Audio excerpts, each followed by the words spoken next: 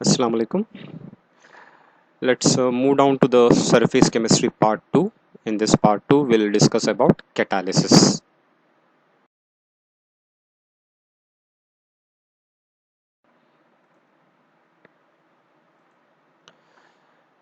Now, before discussing catalysis, let's see how the energy changes takes place in during a chemical reaction.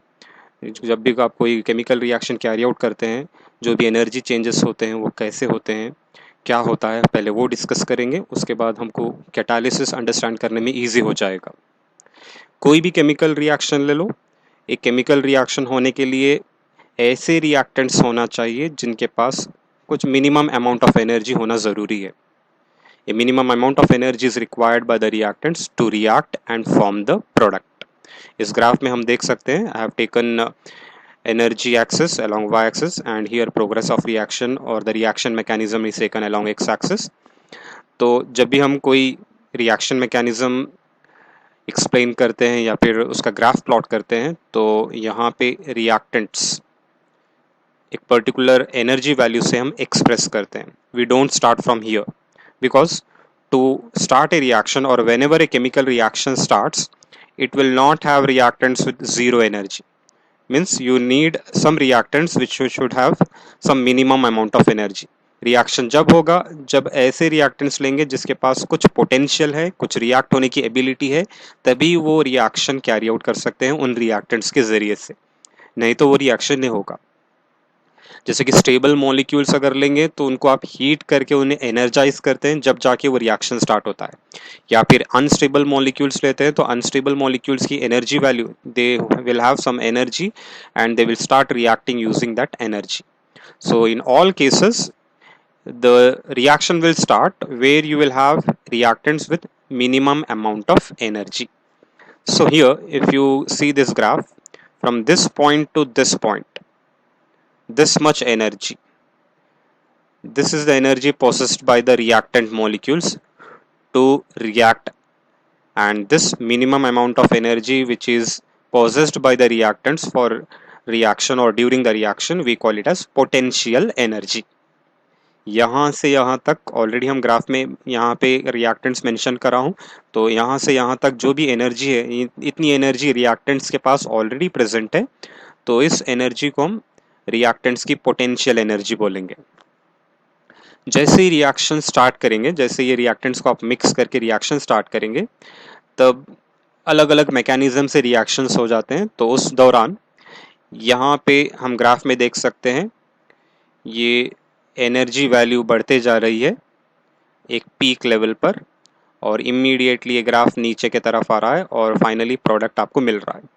Means whenever the reaction starts, during the reaction intermediate compounds will be formed. In between compounds will be formed which are having very high energy but stability will be less. तो जब भी कोई reaction होता है intermediate form होते हैं, और यहाँ पे ये पर्टिकुलर पॉइंट पे एक ऐसा इंटरमीडिएट फॉर्म होता है जिसकी एनर्जी ज़्यादा होती है और स्टेबिलिटी कम होती है. मतलब कोई भी रिएक्शन अगर आपको प्रोडक्ट फाइनली प्रोडक्ट में उन रिएक्टेंट्स को प्रोडक्ट में कन्वर्ट करना है तो वो ये बैरियर क्रॉस करना पड़ेगा. जब ये रिएक्टेंट्स के पास इस बैरियर तक, इस पॉइंट तक रीच होने की एबिलिटी है, तभी ये फाइनली प्रोडक्ट में कन्वर्ट हो जाएंगे. अदरवाइज वो as it is reaction complete नहीं होगा. अब जैसे कि हमने देखा, पोटेंशियल एनर्जी तो है रिएक्ट होने की, लेकिन इस बैरियर को रीच नहीं हो पा रहे हैं तो वो रिएक्शन कंप्लीट नहीं होगा. मतलब इन रिएक्टेंट के पास कुछ और एक्स्ट्रा एनर्जी भी चाहिए ताकि वो इस बैरियर तक रीच हो सके.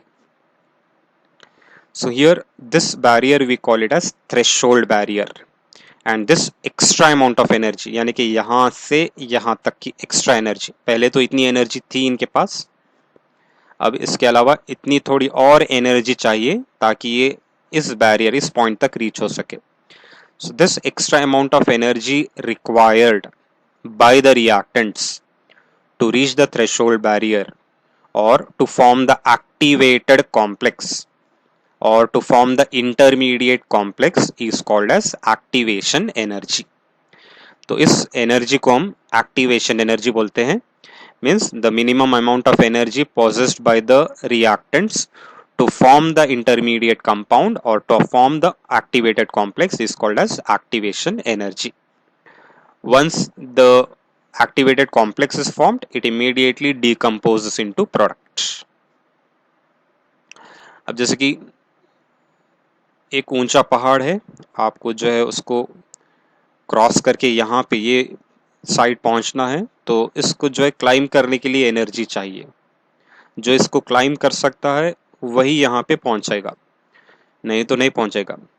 अब जैसे कि ओल्ड एज पीपल होते हैं, उनको यहाँ पे क्लाइम करने की भी उनके पास एनर्जी नहीं रहती, तो यहीं पे रुक जाएंगे, तो यानी कि वो रिएक्शन नहीं होगा। कुछ ऐसे भी लोग होते हैं, थोड़ी अपनी जितनी भी एनर्जी है उसके हिसाब से वो क्लाइम करने जाएंगे, लेकिन यहाँ तक नहीं पहुँच पाएंगे, तब भी क्या होगा, वो रिएक्शन नहीं होगा।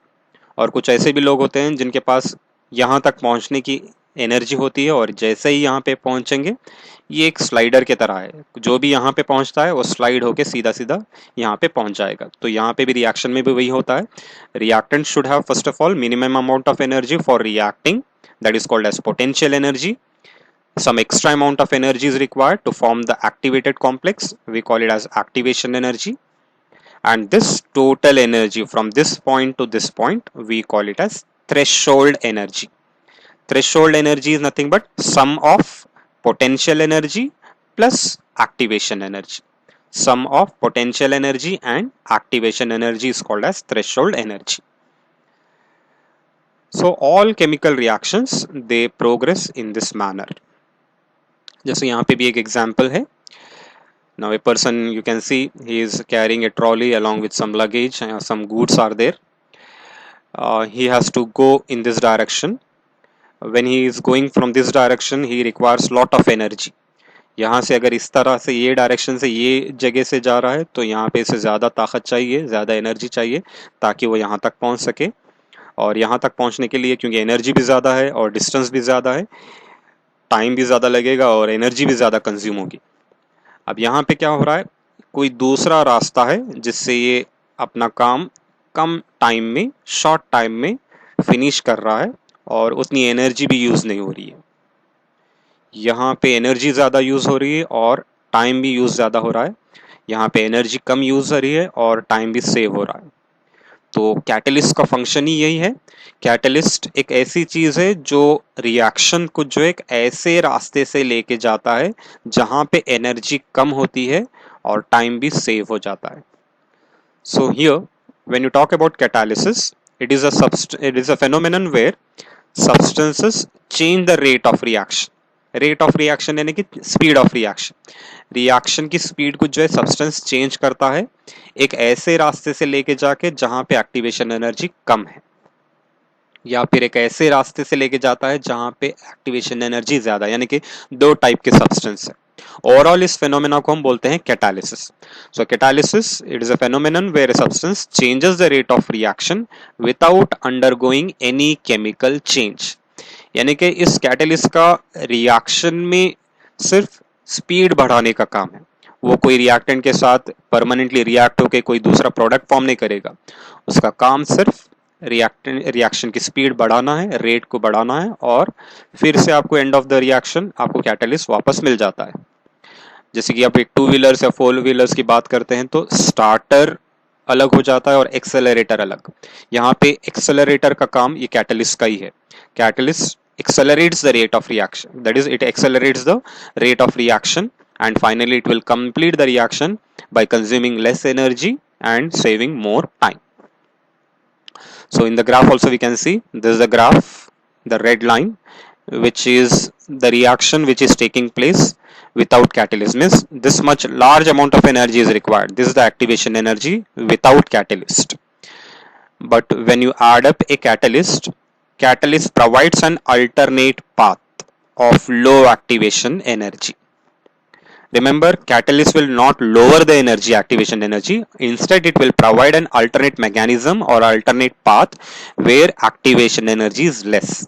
Catalyst एक ऐसे रास्ते से लेके जाएगा जहां पे एक्टिवेशन एनर्जी कम इस्तेमाल होती है और ये फाइनली आपको प्रोडक्ट प्रोड्यूस कर देगा.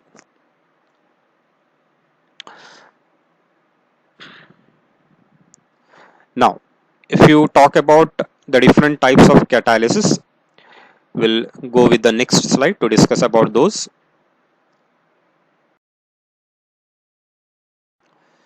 Now, based on the phases of reactant and catalyst, catalytic reactions are of two types.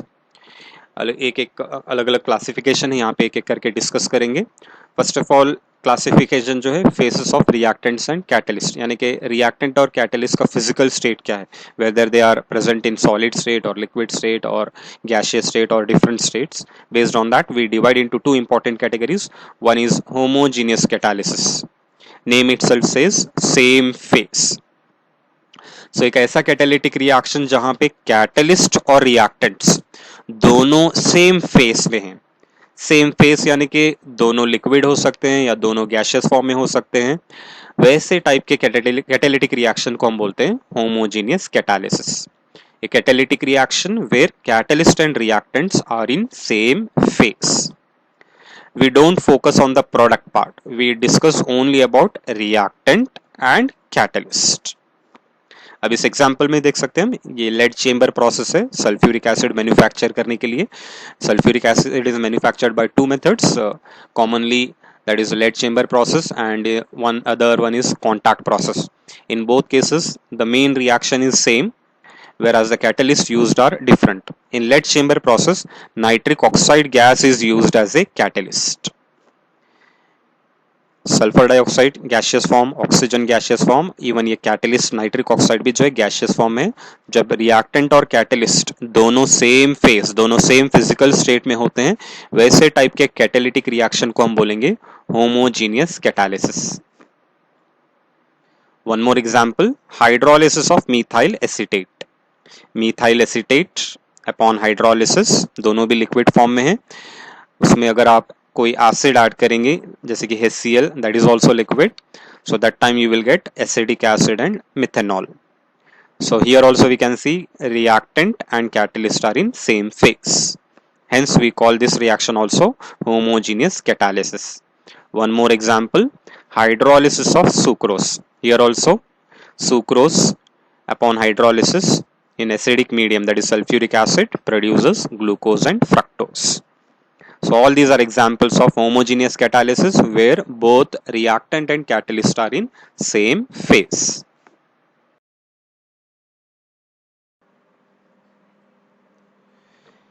Heterogeneous catalysis. Here it is a catalytic reaction where catalyst and reactants are in different phase. जैसा हम homogeneous में देखा है, reactant और catalyst का physical state same phase, that is they were having the same physical state. In heterogeneous the reactant and catalyst will be in different phase, यानी कि reactant और catalyst का physical state अलग रहेगा. एग्जाम्पल जैसा कि देख सकते हैं हम, कॉन्टैक्ट प्रोसेस और sulphuric acid manufacture, same reaction sulphur dioxide gas oxygen gas, but here vanadium pentoxide is a common catalyst used in this contact process. In lead chamber we have seen nitric oxide gas was the catalyst, whereas in contact process platinum, or the more preferable is vanadium pentoxide in powdered form, this catalyst is used in this process. Another example, hydrogenation of oils, that is the liquid oils will be converted into vanaspati or dalda or ghee by a reduction process, that is by treatment with hydrogen gas in presence of suitable catalyst, that is nickel. Powdered nickel catalyst will be used in the hydrogenation of oils. One more example, that is ammonia manufacture. There also nitrogen gas and hydrogen gas are the reactants, whereas iron or oxides of iron are used in powdered form as a catalyst. Next, based on the function, catalytic reactions are of two types. One we call positive catalysis, the other one is negative catalysis. In the graph we have seen catalyst either increases the rate of reaction or it may decrease the rate of reaction. That is, it will increase the rate of reaction by providing an alternate path of low activation energy, whereas when you talk about negative catalyst, it decreases the rate of reaction by providing an alternate path of higher activation energy. Usually industries or many of the chemical reactions we prefer positive catalysis. Negative catalysis is because of some byproducts formed during the reaction, or in some cases if reaction is very fast, that time to slow down the process we add up negative catalytic substances. So based on the function, we have two, that is positive catalysis, which increase the rate of reaction, and here we can see, and that substance will be called as positive catalyst. And what is the function it is doing is it provides an alternate path of lower activation energy. These are some examples like potassium chlorate. To decompose it into potassium chloride and oxygen, we heat it, but that process will be very slow. To increase the rate, we add manganese dioxide in powdered form. So it will increase the rate of decomposition of this potassium chlorate. In the same manner, formation of ammonia at room temperature is very difficult, so we require a very high pressure and some optimum temperature of around 700 Kelvin. Along with that, we require iron as a catalyst. In the same manner, in the contact process of sulfuric acid manufacture, vanadium pentoxide increase the rate of formation of sulfur trioxide. Remember, positive catalyst provides an alternate path of lower activation energy. Catalysis or inhibitor, it is a phenomenon where substance decreases the rate of reaction, and that substance is called as negative catalyst or inhibitor. What it does, it provides an alternate path of higher activation energy and hence rate of reaction decreases. यानी कि activation energy बढ़ गई तो rate of reaction कम हो जाएगा, activation energy कम हो गई तो रेट ऑफ रिएक्शन बढ़ जाता है. नेगेटिव कैटलिस्ट एक्टिवेशन एनर्जी को बढ़ा देता है, यानी कि एक ऐसे रास्ते से लेके जाएगा जहां पर एक्टिवेशन एनर्जी ज्यादा है. लेकिन पॉजिटिव कैटलिस्ट अभी हम पहले स्लाइड में देखा है, वो ऐसे रास्ते से लेके जाएगा जहां पे एक्टिवेशन एनर्जी कम है. So here negative catalyst provides an alternate path of higher activation energy. Examples are oxidation of sodium sulfite, which is very fast. It can be slowed down by adding alcohol. So alcohol will act as a negative catalyst. In the same manner, decomposition of hydrogen peroxide can be slowed down by adding glycerine or glycerol or acetanilide compounds. Next, autocatalysis. A chemical reaction where one of the products formed itself acts as a catalyst is called autocatalysis. यानी कि एक ऐसा chemical reaction जहां पे कोई एक product जो form होता है वो खुद ही जो है कैटलिस्ट के तौर पे एक्ट करेगा. शुरुआत में रिएक्शन स्लो रहता है, जैसे ही वो प्रोडक्ट फॉर्म हो गया तो एक प्रोडक्ट वो ही रिएक्शन को जो है कैटलाइज करते जाता है, यानी कि उस रिएक्शन की स्पीड को बढ़ाता है. एग्जाम्पल जैसे कि सेकेंड पीयूसी में हम ये टाइट्रेशन करेंगे, पोटेशियम पर मैंगनेट एंड ऑक्सैलिक एसिड, दोनों के बीच में रिएक्शन बहुत स्लो रहता है. इस वजह से ऑक्सैलिक एसिड को हम थोड़ा हीटेड कंडीशन में यूज करते हैं. शुरुआत में रिएक्शन स्लो ही रहेगा, जैसे ही ये दोनों के बीच में रिएक्शन होगा मैंगनस आयॉन्स फॉर्म होते हैं, और ये मैंगनस आयॉन्स फॉर्म होने की वजह से बाद में रिएक्शन की स्पीड बढ़ जाती है. That is this manganous ions are formed when the reaction starts, and hence these are acting as product and they will increase the rate of reaction. We are not going to add some other extra catalyst in this reaction. One of the product formed itself acts as a catalyst. In ester hydrolysis of ethyl acetate or methyl acetate also, acetic acid formed as a product itself acts as a catalyst and it will increase the rate of reaction. Induced catalysis, special case of catalytic reaction where the rate of the reaction will be influenced by the presence of another substance. That is, when a reaction influences the rate of other reaction that occurs very slowly is called as induced catalysis. For example, अब जैसे कि घर पे आपके कोई भाई नहीं पढ़ रहे हैं, उनको फोर्स करना पड़ रहा है पढ़ाई के लिए.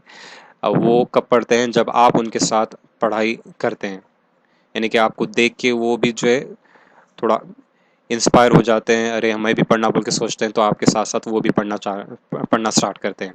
अगर आप नहीं पढ़ रहे हैं तो वो भी खामोश रह जाते हैं. तो यहाँ पे भी वैसे ही कुछ ऐसे रिएक्शंस हैं जहाँ पे वो अपने आप से पार्टिसिपेट नहीं करते हैं, लेकिन उसमें कोई एक ऐसा सब्सटेंस ऐड करो जिसके वजह से जो एडेड सब्सटेंस है वो भी रिएक्शन में पार्टिसिपेट करता है और ये जो प्रीवियस सब्सटेंस वो भी रिएक्शन में पार्टिसिपेट करता है. ऐसे रिएक्शंस को हम बोलते हैं इंड्यूस्ड कैटालिसिस.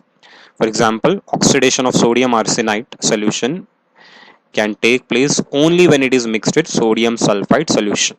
जैसा ही सोडियम सल्फाइड सोल्यूशन ऐड करेंगे तभी ये दोनों भी एक साथ ऑक्सीडाइज होंगे, नहीं तो ये सोडियम आर्सेनाइड अपने आप से ऑक्सीडाइज नहीं होगा. Even when you place in excess of air also, then also it will not undergo oxidation, but it will undergo oxidation easily when you mix some sodium sulfite.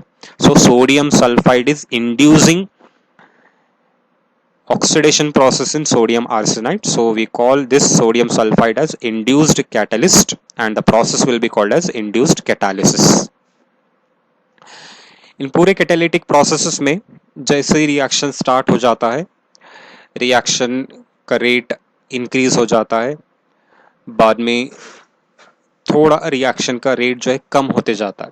कम होने की वजह यह है क्योंकि हम जो कैटलिस्ट यूज़ करते हैं पाउडर्ड फॉर्म में यूज़ करते हैं, और कैटलिस्ट का और एक इम्पॉर्टेंट रिक्वायरमेंट जो है रफ एंड पोरस होना ज़रूरी है. जैसा कि हम एड्सॉर्प्शन में देखें, adsorption increases when the surface of the adsorbent is rough and porous. तो यहाँ पे भी हम जब कैटलिस्ट यूज़ करते हैं एक highly rough and porous surface वाला कैटलिस्ट यूज़ करना है, और वो कब मिलेगा आपको? पाउडर्ड फॉर्म में. Because here in catalytic process adsorption phenomena is involve.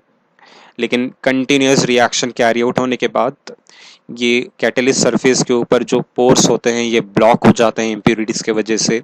Surface rough के बजाय थोड़ा स्मूथ होते जाता है, जिससे इनकी कैटालिटिक एक्टिविटी, इनका कैटालिटिक का नेचर कम होते जाता है. तो उस कैटालिटिक नेचर को हम मेंटेन करना है या कंटिन्यूसली उसकी एक्टिविटी यूनिफॉर्म रखना है, तो उसमें हम और कुछ सब्सटेंसेस ऐड करते हैं, जैसे कि कैटालिटिक प्रमोटर या फिर कैटालिटिक पॉइजन. फॉर एग्जाम्पल, आपका कोई फ्रेंड सर्कल है जिसमें आप अच्छे पढ़ने वाले हैं, बाकी के 3-4 मेंबर्स जो है उतना नहीं पढ़ते हैं, लेकिन वो आपको encourage करते हैं पढ़ाई के लिए. हम तो नहीं पढ़ रहे हैं, आप तो पढ़ो, बल्कि आपको encourage करते हैं, आपकी हेल्प करते हैं आपके पढ़ाई में. तो वैसे फ्रेंड्स को आप, वो तो खुद नहीं पढ़ रहे हैं लेकिन आपको पढ़ाई के लिए इंस्पायर कर रहे हैं या फिर आपको मोटिवेट कर रहे हैं, तो वो टाइप के फ्रेंड्स को हम प्रोमोटर्स बोलेंगे. They are helping you. तो उसी तरह कैटालिटिक प्रमोटर्स भी एक ऐसे सब्सटेंसेस हैं जो कैटलिस्ट के तौर पे तो एक्ट नहीं करेंगे, लेकिन कैटलिस्ट की एक्टिविटी को बढ़ाएंगे. So such substances we call them as catalytic promoters. Substances which increase the activity of a catalyst are called catalytic promoters. जैसे कि हेबर्स प्रोसेस अमोनिया मैन्युफैक्चर के लिए होता है, जहाँ पे हम आयरन या आयरन ऑक्साइड कैटलिस्ट के तौर पे यूज़ करते हैं. When you are using iron as a catalyst, after some time its surface will become soft or pores get blocked. To increase its activity, we add molybdenum or potassium oxide or bauxite. These are some catalytic promoters added which will increase the catalytic activity of iron catalyst. Next, catalytic poison. कुछ ऐसा friend circle है जहाँ पे friends आपको जो demotivate करते हैं, क्यों पढ़ता है, चलो खेलेंगे, या फिर कोई दूसरे बैड एक्टिविटीज़ में आपको लेके जाते हैं, आपका परफॉर्मेंस कम करते हैं. वैसे फ्रेंड्स को हम पॉइजन की तरह बोलेंगे क्योंकि आपको ख़राब कर रहे हैं. तो यहाँ पे भी कैटालिटिक रिएक्शन में कुछ ऐसे चीज़ें डेवलप हो जाती है प्रोडक्ट के तौर पे, या फिर आप ऐड कर सकते हैं जो कैटलिस्ट की एक्टिविटी को कम करते हैं. आपको एक प्रोसेस को पर्टिकुलर स्टेज पे स्टॉप करना है या स्लो करना है, तब आप ये कैटालिटिक पॉइजन ऐड कर सकते हैं जो कैटलिस्ट की एक्टिविटी को कम कर देता है. यूजुअली कैटालिटिक पॉइजन तो ऐड नहीं करते हैं, ये रिएक्शन के टाइम पे प्रोड्यूस हो जाते हैं इम्प्योरिटीज़ के तौर पे या प्रोडक्ट्स के तौर पे, जिससे एक्टिविटी कैटलिस्ट की कम हो जाती है. So catalytic poison is a substance which decreases the activity of a catalyst. Arsenic compounds destroy platinum catalyst in contact process. Like in contact process we have seen, either you can use platinum or vanadium pentoxide as a catalyst. So during that manufacture there will be some arsenic compound acting as impurities which will damage the platinum catalyst, which will decrease the activity of catalyst. That's why instead of platinum we use vanadium pentoxide as a catalyst. In the same manner, if the byproduct is hydrogen sulfide or carbon monoxide or oxides of arsenic are formed, they usually reduce the activity of a catalyst, and the substances which decrease the activity of catalyst we call them as catalytic poison.